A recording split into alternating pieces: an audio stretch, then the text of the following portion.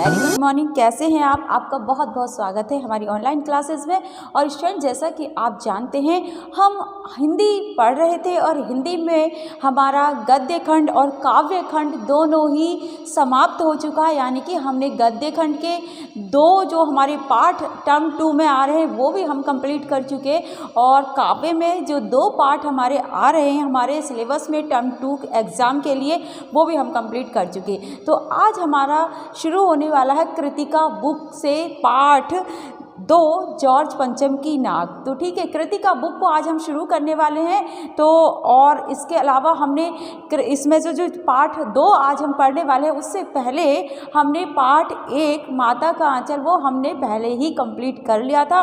तो अब हम उसको रिपीट नहीं करेंगे, जब रिवीजन होगा हमारा तब हम उसको रिपीट करेंगे। तो यस स्टूडेंट, पाठ लिखा है जॉर्ज पंचम की नाक, कमलेश्वर जी ने। थोड़ा सा जानते हैं कमलेश्वर जी के बारे में। देखिए, कमलेश्वर जी का जन्म 6 जनवरी 1932 को उत्तर प्रदेश के मैनपुरी ज़िले में हुआ था। ये भी देखिए उत्तर प्रदेश के हैं कमलेश्वर जी। नई कहानी के रचनाकार इनको कहा जाता है। ठीक है, नई कहानियों से इनका संबंध है। और इनका जन्म कब हुआ था? 6 जनवरी 1932 को उत्तर प्रदेश के मैनपुरी ज़िले में। मैनपुरी ज़िला उत्तर प्रदेश में आप जानते हैं। उन्होंने 1954 में इलाहाबाद विश्वविद्यालय से हिंदी साहित्य में एमए किया। और एमए कहाँ से किया था? मैंने आपको हर बार बताया है, गद्य में, काव्य में, जब भी मैं आपको राइटर के, लेखक के बारे में बताती हूँ, उनके जीवन के बारे में, उनका जीवन परिचय बताती हूँ, तो एक बात आपने नोट की होगी कि ज़्यादातर जो लेखक जो थे वो सब परिमल संस्था से जुड़े हुए थे। एक तो मैंने ये बात आपको बताई। दूसरी मैंने ये बताई कि जो प्रयाग यूनिवर्सिटी है, यानी कि इलाहाबाद यूनिवर्सिटी जो है, वो यूनिवर्सिटी उसी यूनिवर्सिटी से ज़्यादातर लेखकों ने अपना एमए कंप्लीट किया, अपना मास्टर कंप्लीट किया।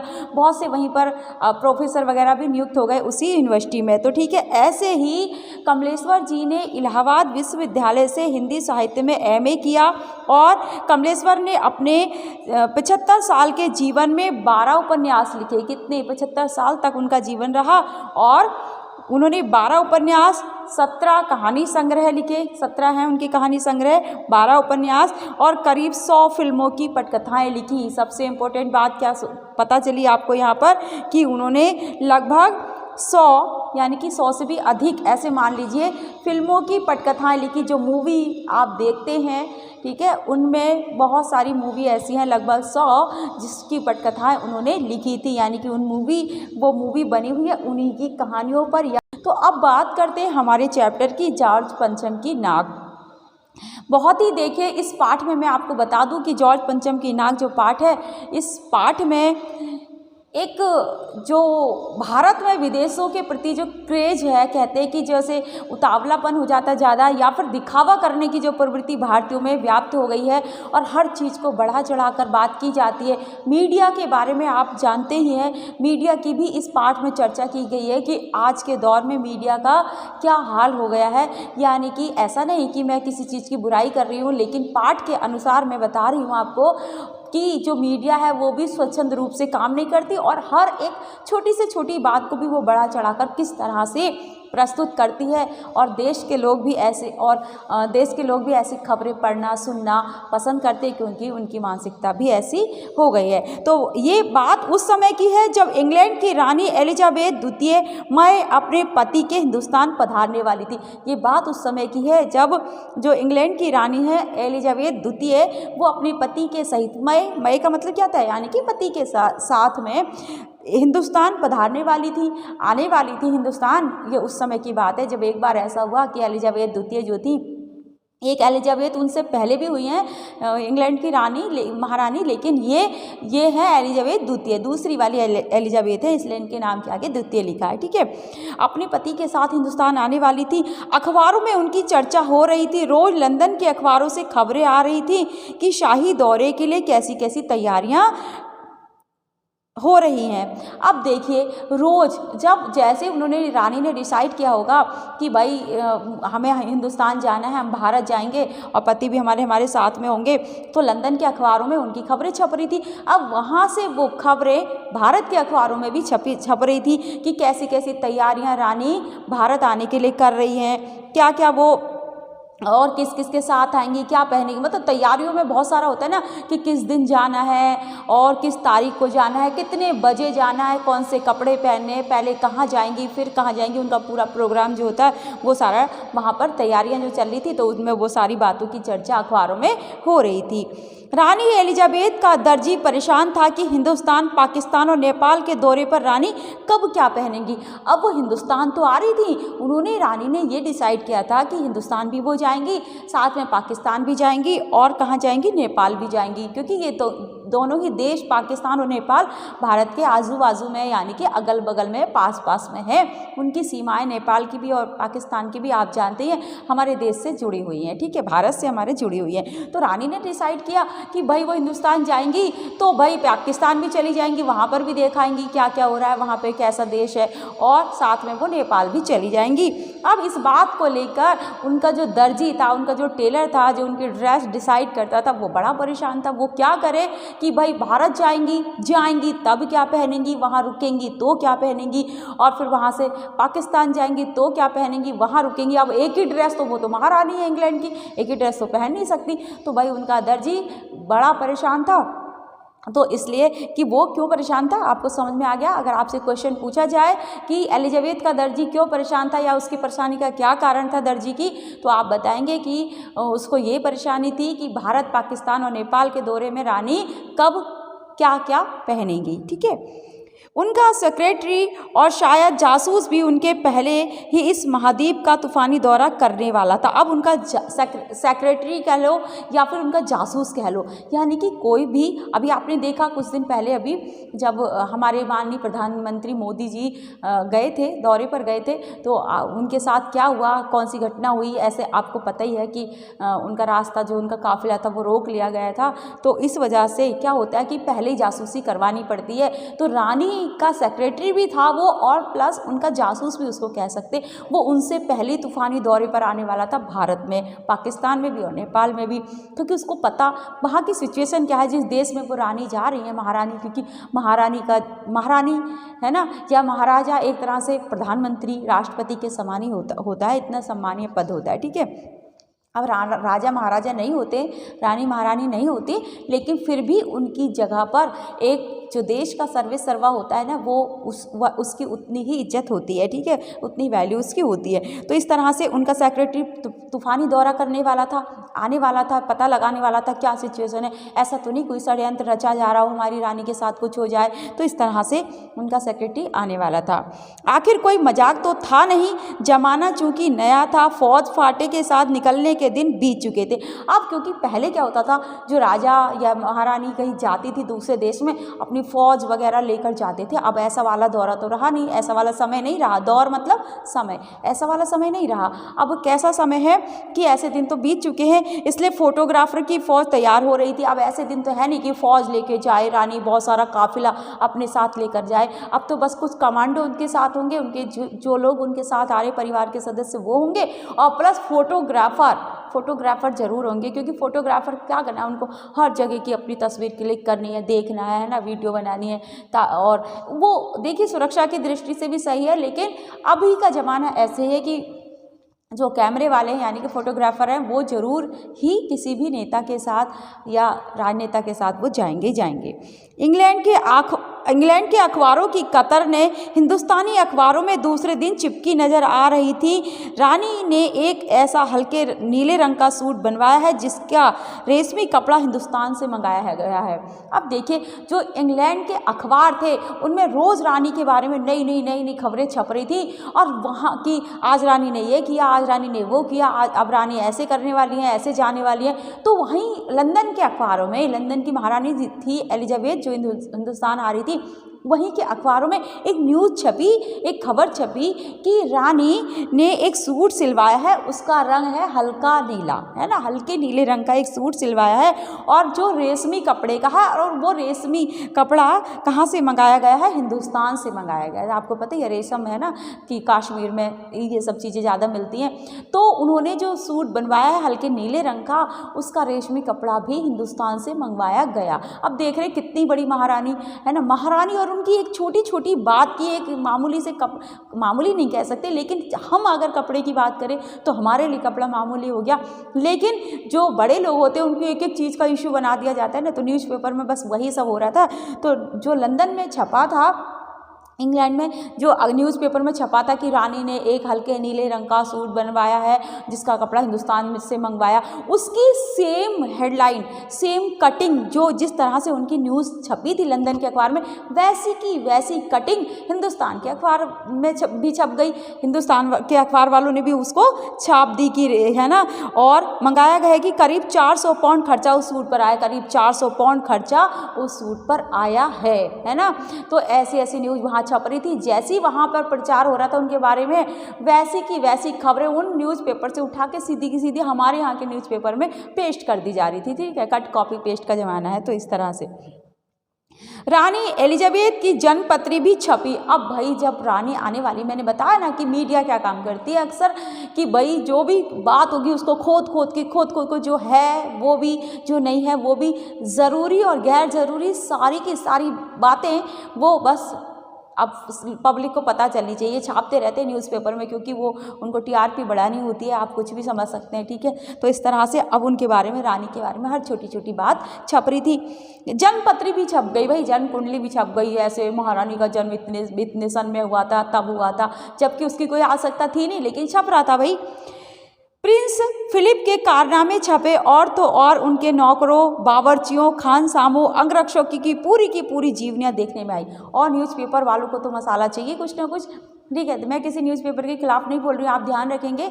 ठीक है, लेकिन मैं ऐसा बता रही हूँ कि हाँ ऐसा ही होता है, जो लिखा है बुक में मैं वही बता रही हूँ। मेरे अपने कोई व्यूज़ नहीं है इस बारे में। ठीक है, व्यूज़ हैं भी तो, लेकिन मैं यहाँ पर आपको अपनी व्यूज़ नहीं बता रही। ठीक है, तो क्या है कि भाई इसमें क्या होते, प्रिंस फिलिप के कारनामे भी छपे। अब उनसे जुड़े जितने भी व्यक्ति थे, उनके परिवार के, उनकी भी जीवनियाँ छपे जा रही, क्योंकि न्यूज़पेपर वालों को कुछ ना कुछ चाहिए ही चाहिए छापने के लिए। अब उनको हाईलाइट दिखाना पड़ता है ना किसी भी न्यूज़ को, तो उनको वो ऐसा कर रहे थे। और तो और जो रानी थी, उनके नौकरों की, उनके बावर्चियों की, उनके खानसामों की, बावर्ची किसे कहते हैं, खाना बनाने वाले, है ना, ये सब, और अंगरक्षकों की पूरी जीवनी छाप डाली न्यूज़पेपर वालों ने, क्योंकि टीआरपी बढ़ानी थी, है ना। और किसी भी न्यूज़ को वो कैसे करते हैं, बड़ा हाईलाइट करके दिखाते हैं ना हर चीज़ को, और फिर उससे जुड़ी हर चीज़ छाप देते हैं। वो ज़रूरी और गैर ज़रूरी कुछ भी हो सकता है, आप समझ सकते हैं। ठीक है, तो पूरी की पूरी जीवनियाँ देखने में आई, जबकि इसकी कोई ज़रूरत नहीं थी। शाही महल में रहने और पलने वाले कुत्तों तक की तस्वीरें अखबार में छप गई। यहाँ तक कि मनुष्य तो मनुष्य, शाही महल में जो कुत्ते रह रहे थे और उनके, है ना, पलने वाले कुत्तों तक की तस्वीरें न्यूज़पेपर में, अखबारों में छपने लगी। आप समझ सकते हो कि क्या रहा होगा, कितना हाईलाइट किया जा रहा होगा इस बात को, है ना। एक मामूली सी बात थी कि महारानी जो एलिजाबेथ थी वो आ रही थी हिंदुस्तान, बस इस बात को इतना हाईलाइट करके वहाँ दिखाया जा रहा था। हर जगह की यही स्थिति है।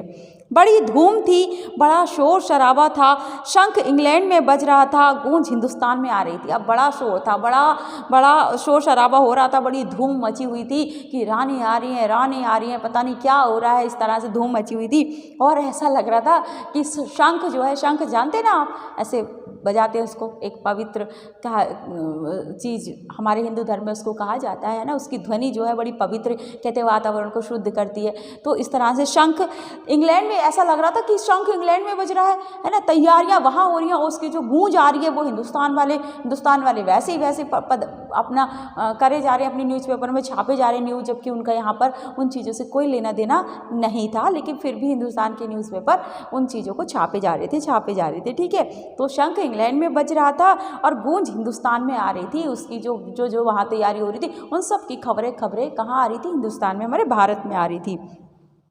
इन खबरों से हिंदुस्तान में सनसनी फैल रही थी। अब उन खबरों से हमारे पूरे हिंदुस्तान में सनसनी फैल रही थी। भाई क्या हो रहा है, ये सब तो भाई बड़ी अलग सी बात हो गई थोड़ी सी, है ना, कि भाई क्या हो रहा है, इतना महंगा सूट, मतलब इतना हाईलाइट करके हर चीज़ को, ऐसे उनके अंगरक्षक हैं, ऐसी महारानी है, ऐसा उनका खानसामा है, ठीक है, ऐसे तो उनके कुत्ते हैं, ऐसी चीज़ें जब छप रही थी, तो भाई साहब जब हिंदुस्तान है उसमें तो अपना होना ही चाहिए था ना, सनसनी फैल रही थी। सुन के अरे इतनी महान है ये महारानी तो, इनके तो कुत्ते भी ऐसे हैं, इनके तो नौकर भी ऐसे हैं। ऐसी खबरें सुन के पढ़ के लोगों को हिंदुस्तान में सनसनी फैल रही थी। राजधानी में तहलका मचा हुआ था। जो हमारी राजधानी कौन है? दिल्ली में तहलका मचा हुआ। अब क्या करे, महारानी तो इतनी महान है ना, उनकी तो इतनी शान है। तो इस तरह से तहलका मचा हुआ था। जो रानी 5,000 रुपये का रेशमी सूट पहनकर पालम के हवाई अड्डे पर उतरेगी, बहुत समय पहले की बात है जब राजा महाराजा हुआ करते थे, ठीक है। तो क्या हुआ, तो उन्होंने क्या लिखा कि जो रानी, अब किस बात से तहलका मचा था कि जो रानी 5,000 का सूट पहनकर पालम हवाई अड्डे पर उतरेगी, हमारी दिल्ली का है ना पालम हवाई अड्डा, वहाँ पर उतरेगी, तो उसके लिए कुछ तो होना ही चाहिए कि भाई इतने महंगे तो वो सूट पहनती हैं, 5,000 का सूट पहनकर। अभी की बात मामूली लग रही होगी आपको, 5,000 तो आम इंसान पहन लेना, हम और आप भी पहन लेते, नहीं तो ये तब की बात थी जब 5,000 बहुत हुआ करते थे, ठीक है।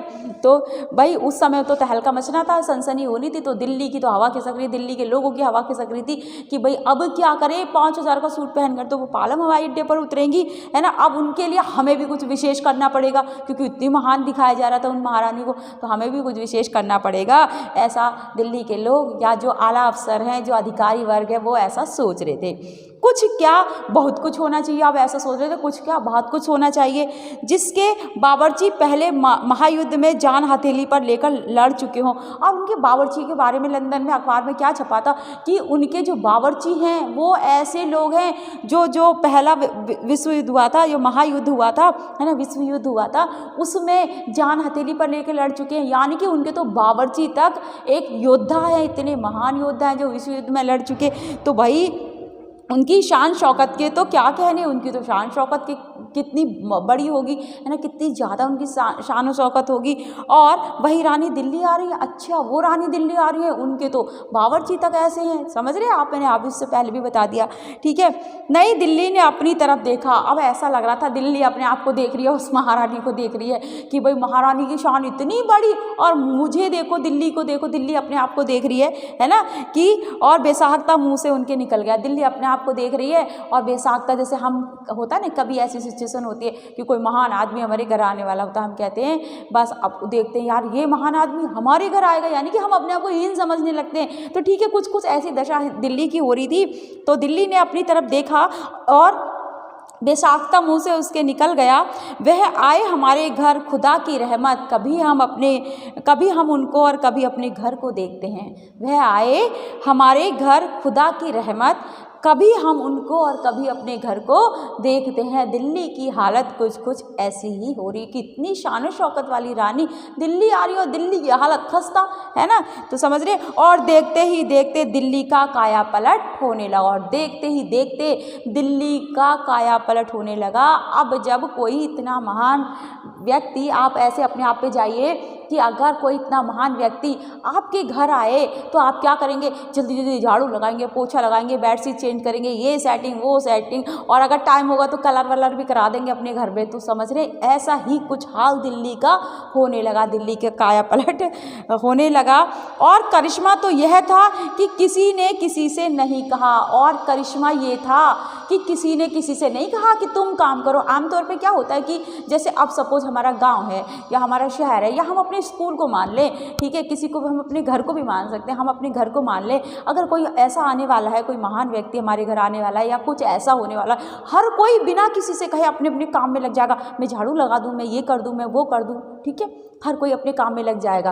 किसी से ये नहीं कहेगा तुम्हें ही करना है, तुम्हारा ही काम है, मैं तो नहीं करूँगा, ऐसा कोई नहीं कह रहा था। दिल्ली की भी हालत ऐसी थी कि भाई दिल्ली पहले से सड़कें टूटी हैं और बिल्डिंग बेकार हो रही है, या फिर जो पालम हवाई अड्डा वो वाली सड़कें बेकार है, या वहाँ की बिल्डिंग बेकार है। जो हमारे राष्ट्रीय महत्व की चीज़ें होती हैं, जैसे सपोज लाल किला देखने लगे वो, या कुछ और कहीं घूमने लगे किसी गार्डन वगैरह में, अब वहाँ पे वो सारी चीज़ें सही कराई जाएंगी जो सदियों से ऐसी पड़ी थी। जो अगर किसी पार्क में वो जाने लगी तो बाउंड्री टूटी है, या फिर वहाँ पे बैठने को कुछ नहीं है, झूले वगैरह नहीं है, तो इस तरह से, है ना, अव्यवस्थाएं फैली हुई थी जो दिल्ली में, जिस तरह से हमारे घरों में भी हो सकती हैं, कहीं पर भी आप मान सकते हैं किसी भी एग्जाम्पल को लेकर, ठीक है। तो उन्होंने क्या हुआ, और करिश्मा तो यह था कि किसी ने किसी से नहीं कहा, किसी ने किसी को नहीं देखा, पर सड़कें जवान हो गई, बुढ़ापे की धूल साफ हो गई। किसी ने किसी से ये नहीं कहा कि तुम्हें ये करना है, तुम्हारा ये काम है, तुम्हारी ये ड्यूटी है ना। ऑर्डर वॉर्डर कुछ नहीं दिए गए, ना ही कुछ इंतज़ार किया गया, और किसी ने ना किसी से कुछ कहा और ना किसी ने किसी को देखा, है ना। देखा भी नहीं कौन काम कर रहा है भाई, किसको करना चाहिए किसको नहीं करना चाहिए, कौन कर रहा। अब तो भाई प्रतिष्ठा का सवाल था, इज्जत का सवाल था, और सड़कें जवान हो गई। जो दिल्ली की सड़कें थी वो जवान हो गई। कैसे हो गई जवान? क्या वो पहले से बूढ़ी थी? क्या वो कोई मनुष्य थी सड़कें? नहीं, पहले से वो उबड़ खाबड़ थी, टूटी फूटी थी, जगह जगह गड्ढे थे। अब वो रातों रात पता भी नहीं चला किसने किया किसने सही कराया, वो सड़कें पूरी बिल्कुल इतनी अच्छी कर दी गई, बिल्कुल चिकनी कर दी गई, नया बना दिया गया, उनको जवान हो गई, है ना। जवान हो गई। क्यों कहा गया कि सड़कें बूढ़ी से जवान हो गई? ध्यान रखना है आपको। देखो बुढ़ापे में क्या होता है, आपने एक यंग किसी बच्चे का या किसी यंग मैन या लेडी का आपने फेस देखा होगा, ठीक है। उसके फेस पर अलग ही ग्लो होगा, उसकी स्किन टाइट होगी, और बूढ़े उसी व्यक्ति को अगर वो बूढ़ा हो जाए तो उसकी सूरत बदल जाएगी, है ना। किसी बूढ़े को देखा होगा, झुर्रियाँ पड़ गई होंगी हाथ पैरों में, सब में, और भाई उसकी दशा खराब हो चुकी होती है। इसीलिए सड़कों को पहले बूढ़ी थी और बाद में उनको जवान कर दिया जाए, डेंटिंग पेंटिंग करके उनको सही कर दिया गया, ठीक है। समझ रहे हैं आप? तो देखा पर सड़कें, किसी ने किसी को नहीं देखा पर सड़कें जवान हो गई, बुढ़ापे की धूल साफ हो गई। अब जो बूढ़ी हो रही थी, यानी कि जो टूटी फूटी सड़कें थी, है ना, वो सब सही हो गई। इमारतों ने नाज़नीनों की तरह श्रृंगार किया। जैसे नई नई नवेली दुल्हनें होती हैं ना, तो वो जिस तरह से, है ना, कोमल कोमल स्त्रियाँ होती हैं, जिस तरह से सुंदर सुंदर स्त्रियाँ होती हैं, नई नवेली दुल्हनें होती हैं, जिस तरह से वो श्रृंगार कर लेती हैं, सुंदर दिखाने को खुद को सज धज लेती हैं, उसी तरह से वो जो इमारतें थी, वो जो बिल्डिंग थी रोड के चारों दोनों साइड में, है ना, या फिर जहाँ पर भी वो बिल्डिंग्स थी कहीं पर भी, वहाँ उन सबको कैसा हो गया, उन्होंने भी नाज़नीनों की तरह श्रृंगार कर लिया। उन सबको कलर करके, है ना, रंग रोगन करके, पेंट करके उनको बिल्कुल ऐसा बना दिया गया जैसे कोई नई नवेली दुल्हन सज धज के तैयार हुई हो। समझ रहे हैं आप? तो इस तरह से दिल्ली का कायापलट किया गया, और कुछ किसी ने कुछ नहीं कहा, किसी ने कुछ नहीं देखा, लेकिन फिर भी वो सब कुछ हुआ। ऐसा तहलका मचा हुआ था, किसकी वजह से? रानी एलिजाबेथ द्वितीय की वजह से। और वो कहाँ की महारानी थी? वो इंग्लैंड की महारानी थी। तो स्टूडेंट आज हम इतना ही जानेंगे, नेक्स्ट वीडियो में हम इससे आगे देखेंगे कि इसमें और क्या क्या हुआ था। केवल रानी के दौरे की वजह से हमारे भारत में और कौन कौन सी प्रॉब्लम्स आई थी, या फिर उनका कैसे कैसे सोल्यूशन निकाला गया था। तो आज के लिए इतना ही, नेक्स्ट वीडियो में फिर मिलते हैं। थैंक